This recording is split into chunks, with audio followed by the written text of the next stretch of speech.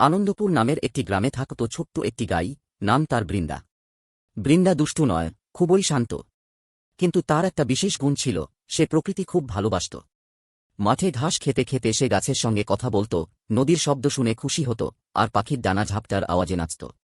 একদিন সকালে বৃন্দা দেখল, গ্রামের পাশের ছোট্ট জঙ্গলটা ফাঁকা হয়ে যাচ্ছে।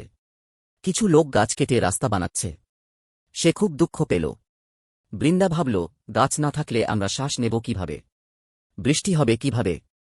এত গরম লাগবে যে ঘাসও জন্মাবে না। সে দৌড়ে গেল গ্রাম্য মাঠে থাকা তার বন্ধুদের কাছে, হাঁস, ছাগল, ভেড়া আর কিছু বাচ্চা। বৃন্দা বলল, চলো সবাই মিলে গাছগুলোকে বাঁচাই। সবাই একটু ভয় পেল, কিন্তু বৃন্দার কথা শুনে সাহস পেল। তারা ঠিক করল, মানুষকে বোঝাবে।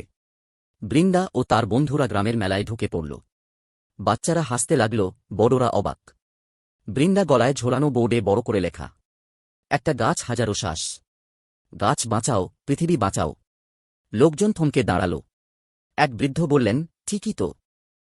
আমরা যদি সব গাছ কেটে ফেলি, তাহলে এই প্রাণীগুলো বাঁচবে কিভাবে? আমরাই বা বাঁচব কিভাবে? সবাই মিলে সিদ্ধান্ত নিল, জঙ্গল কাটা বন্ধ হবে, বরং আরও গাছ লাগানো হবে। গ্রামের সবাই মিলে সেদিন 100টি চারা লাগাল। বৃন্দা খুশিতে মাঠে দৌড়াতে লাগল। পাখিরা গান গাইল, নদী হাসল, বাতাস ঠান্ডা হল। সেদিন থেকে আনন্দপুরে একটা নিয়ম হল, প্রতি নতুন শিশুর জন্মে একটি করে গাছ লাগানো হবে। আর গ্রামের সবাই বলত, গরু বৃন্দা না থাকলে আমাদের পরিবেশ সচেতন হওয়া হতো না।